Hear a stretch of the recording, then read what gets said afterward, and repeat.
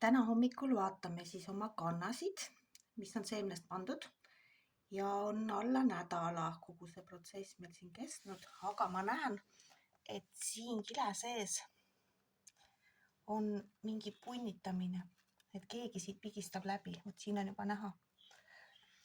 Nii, vaatame siis.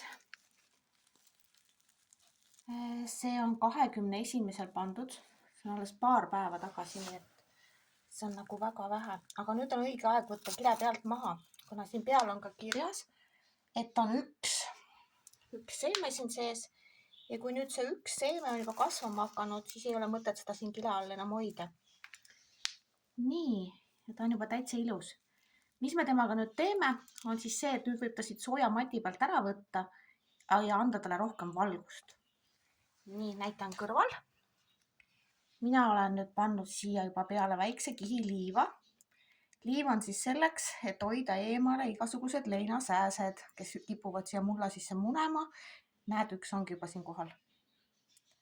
Tema nüüd otsibki seda võimalust, kus sinna sisse pääseda ja muneda sinna, et need tema lapsukesed hakkaksid siis neid juurikaid sööma.